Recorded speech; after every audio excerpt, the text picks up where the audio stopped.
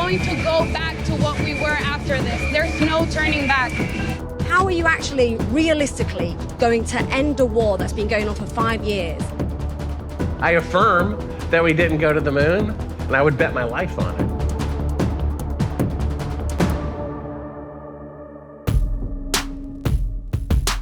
Iran's state media says the Revolutionary Guard have seized a British oil tanker in the Strait of Hormuz a day after President Trump said an American Navy ship in the strait had, quote, completely destroyed an Iranian drone for flying too close, a claim Iranian officials deny. The apparent seizure happened 2 weeks after British Marines captured an Iranian tanker suspected of transporting oil to Syria in breach of EU sanctions.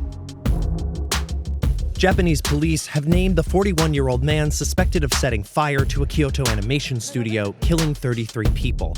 According to local media, Shinji Aoba confessed to police, saying he started the fire because the studio had plagiarized his novel.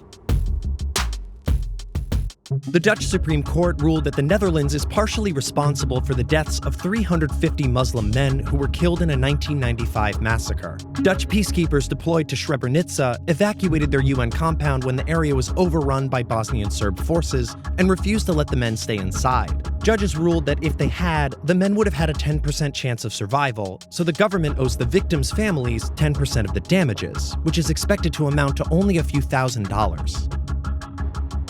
President Trump's campaign is offering supporters a new way to trigger liberals, buying plastic straws. Pitched as yet another way to take sides in the culture wars, the website says, quote, liberal paper straws don't work, then claims their laser-engraved Trump straws are reusable, recyclable, and BPA-free, which all sound like pretty liberal things to say about a straw.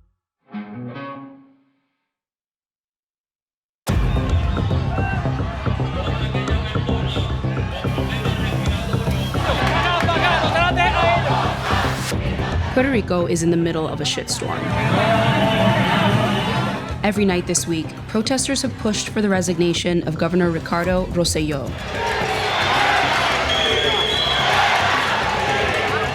And late today, an organization representing thousands of Puerto Rican police officers joined the call for the governor to step down. Tensions have been high, but the leak of a group chat between Rosselló and his cronies set them off. The messages, now dubbed Ricky Leaks, included homophobic remarks, calling a New York City councilwoman a whore, and a joke about the dead from Hurricane Maria. Puerto Ricans were already suffering from slow disaster recovery, from austerity measures enacted to pay down $74 billion in debt, and from years of corruption that became even more obvious earlier this month, when 6 people, including 2 top officials, were arrested for fraud, theft, and misuse of federal dollars.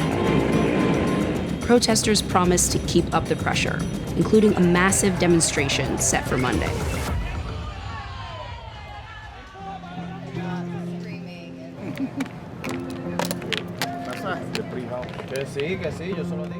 This group of women has been protesting at Rosselló's mansion for 7 days straight. They connected over their shared outrage with the governor and the island's status quo. We have no doubt that we're making history, that we are being a part of history being made right now. And yesterday was the most beautiful thing I've ever witnessed in my entire life, to see so many people, so many Puerto Ricans come out and be part of a protest. Okay, so some inappropriate text leak. Is this just about text messages? No. Cuando el huracán María estaba en plena emergencia, literalmente había gente muriendo de hambre en Puerto Rico. Y las ayudas no llegaron porque simplemente decidieron pararlas por política pública. Y en realidad eso es bien triste, ¿sabes? Tú dejaste morir 4,645 personas solo por hacer política. We've had federal arrests for corruption here before with his father's administration, but it's the corruption in the midst of so much suffering and so much vulnerability at an island-wide level. Everyone was suffering. Everyone was living day to day. How does this current moment of protest compare to the culture of protests in the past?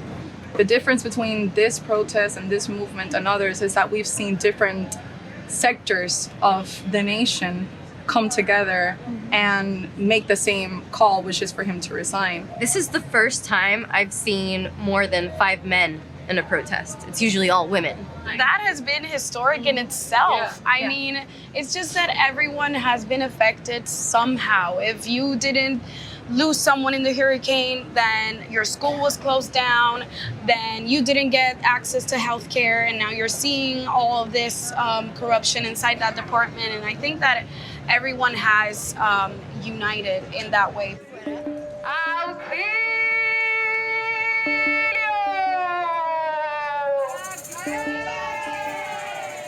Puerto Ricans are starting to understand that it's your right to protest, that we live in a democracy, and it doesn't mean anything if we don't exercise it, if we don't go to the streets and actually demand things to change. Last night's protest felt more like a party than the climactic demonstrations that shook San Juan on Wednesday. There was music and dancing, almost as if locals were taunting Rosselló.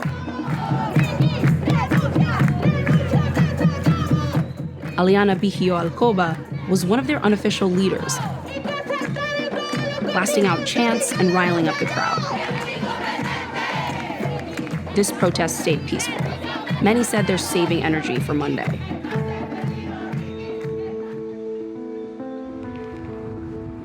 Manuel Natal is an independent member of Puerto Rico's House of Representatives. For 2 years, he's raised alarms about Rosselló's administration. What do you think that this scandal represents to Puerto Ricans who aren't politicians? People are affected. People are sad. People are embarrassed. Their dignity has been obviously affected. The things that we always thought that were going on, but we never got the confirmation. Now we have them in a close to 900-page private chat, and that has provoked so much anger in people that has eventually get them to get out of their couch and get onto the streets and protest for what's right. What do we know for sure has occurred with this administration? There's been many conflict of interest. There have been revolving doors between individuals that are close to the governor, as close as his campaign director. They even went as far as withholding help for Maria hurricane victims in order to be able to have some sort of publicity out of delivering that help. So we have corruption scandals, we have conspiration against political opposition. We have a governor that's at the verge of a constitutional crisis, and in order to avert that crisis, he either needs to resign or he needs to be impeached. We made a request for comment from Governor Rosselló and haven't gotten a reply. He issued a public apology for the text on Friday, but seems to be digging in his heels, not stepping down. What do you think this represents? This represents change. I don't think we're going to go back to what we were after this. There's no turning back. This is history, basically. This has never happened, and everything will be different from now on. I am sure of it, and I know that's how it's gonna be. I see this as our last opportunity to show that we will not be taken advantage of, and we need to defend ourselves. We need to defend our country. Are you afraid at all? Yeah, I am a little bit. Because we don't know who to trust anymore. It's a difficult, intense climate that we're living here.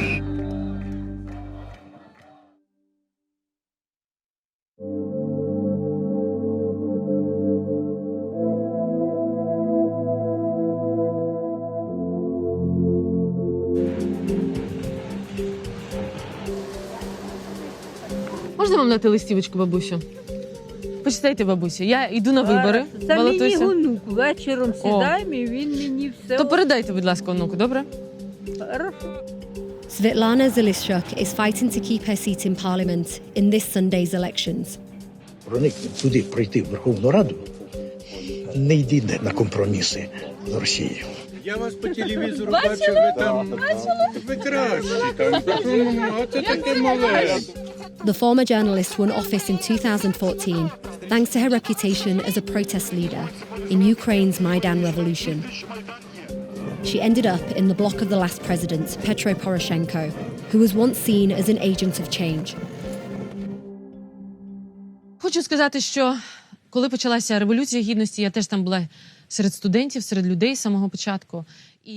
Now, she has to remind people she was a revolutionary, to distance herself from Poroshenko's poor record, tackling corruption and ending war in the East. So she's running as an independent.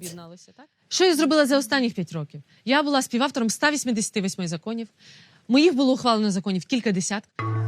In April, Poroshenko lost to a political newcomer, the comedian Volodymyr Zelensky. He wants to try and boost the economy, which has forced many younger Ukrainians to move to cities to find work, leaving Zelishchuk's district largely to older voters. After the 2014 revolution, do you think you've seen any change? Нічого не наоборот, ще хуже. Щоб вже прекратилася та війна, скільки ж вже ж можна бити? Вже 5-й год вона йде, чи 6-й вже год йде. Війна, діти гибнуть. За що? За що діти гибнуть? Що вони мільярди собі нагрібають, а люди бідні страдають.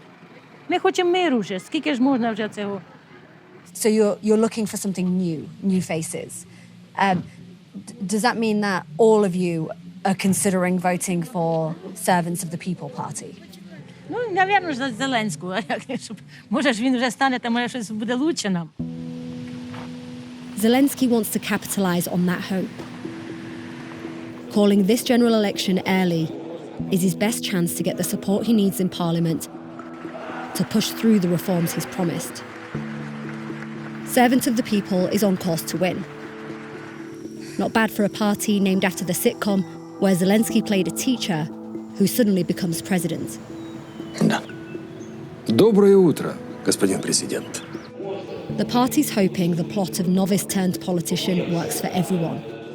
They won't let any sitting MPs stand as candidates. We've seen you out and about with people, talking to everyone. Haven't seen anybody from Servants of the People Party here campaigning. So do you think you're struggling against the fact that you're an individual here campaigning and that you are now up against this party that has got a huge social media campaign and people behind their vision? In the very beginning, we made an opinion polls of whom people are supporting. At that point, we didn't have the candidate from the Zelensky team, and we just made it up. We just wrote a name that didn't exist. A fake name. A fake name, exactly. And it got support of like 20%. And it was ridiculous because people support someone who doesn't exist, but they support the momentum of change, the continuation of this rejection of the old system. So that's how much there is frustration and disappointment.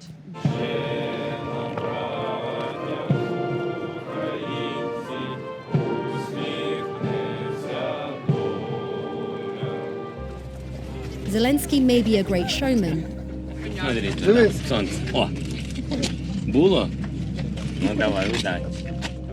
but he's now facing the first major test of his presidency. To negotiate the release of 24 Ukrainian soldiers held in Russia since December. Повірте, ми працюємо і вдень, і вночі, щоб повернути наших моряків додому. Russian President Vladimir Putin may be reluctant to give in to a political freshman. How are you actually, realistically, going to end a war that's been going on for 5 years and end corruption when you're working with a team of political novices? They are owners of different businesses. They have very great European, American education, so they graduated at different schools and universities. But writing a peace plan and diplomacy is very different, isn't it? I think about the 30% of the party, they're professional lawyers. So you think they have the experience, basically, from the jobs that they've done? I think they have everything. Do you think you'll get the majority? Of course. The current parliament isn't averse to the kind of change Zelensky says he wants, though.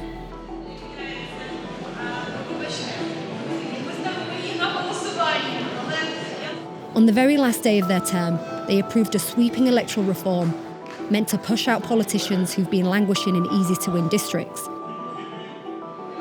Instead, from 2023, all candidates will have to run on a national level.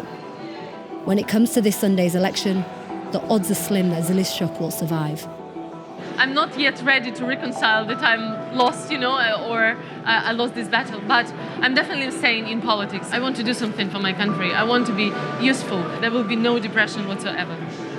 Your message was also one of anti-corruption and one of ending the war with Russia. We've now seen Zelensky and Servants of the People Party being elected on that same mandate. Do you think that they're going to face as big a challenge as you have? Basically, if we read message of Zelensky team, and if you read our program, our policy statement in 2014, you probably will not find the difference between them. The challenge is not only in the messages that he is sending. The challenge is whether he will do what he says. And one of the things he has to realize right now, that there will be disappointment. Whatever he does, and especially if he does good things, if he does reforms, because reforms always come at the expense of the disappointment and disillusionment of many, many people.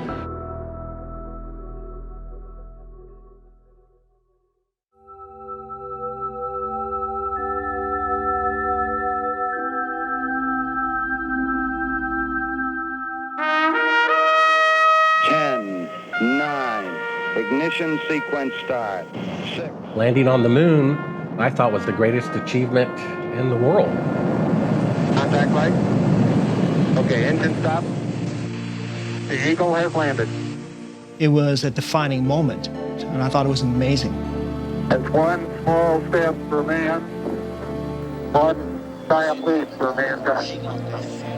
What? I was incredibly pleased to have been able to witness a historic event. But I have subsequently discovered that that was not possible.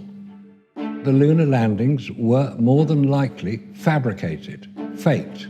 I affirm that we didn't go to the moon, and I would bet my life on it. We did not land men on the moon.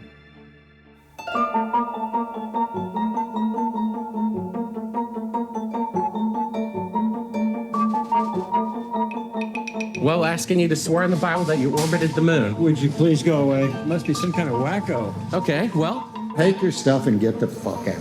Said you walked on the moon when you didn't. You're a coward and a liar and a thief.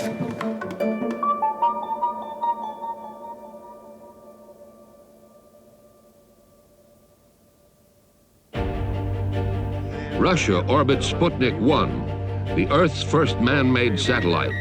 Soviets had launched the first animal, the first man, the first woman, the first spacewalk, the first crew of 3. So there was a concern that they would be more advanced in missile technology as well. So what do you do in poker when you have 2 2s and they've got 3 3s? You bluff. So the United States, through their president, had to have a response to this. We choose to go to the moon in this decade and do the other things, not because they are easy, but because they are hard. The space race was decisively won by the United States. Well, you don't win if you cheat. It's the only time in history where the technological accomplishment cannot be repeated by any nation on Earth 50 years later. To me, that proves that it's a fraud to begin with. It's like saying Orville and Wilbur Wright in 1903 flew the first heavy-than-air machine, and nobody did it again for 50 years. A machine may be said to be born when it first performs a useful function. This, then, is the birth of a machine and the beginning of an achievement. Let's start with the Saturn V rocket. Height of St. Paul's Cathedral here in London. That rocket did lift off. Liftoff. We have a liftoff. 32 minutes past the hour. Liftoff on Apollo 11. 2 minutes after it disappeared from sight, we have to rely on NASA to tell us what's happening next. These F-1 engines were not capable of performing the way NASA claims. My belief is, and my actual belief, and actually I think this is fact, is that the Apollo Saturn rocket ended up in the Atlantic Ocean after it launched.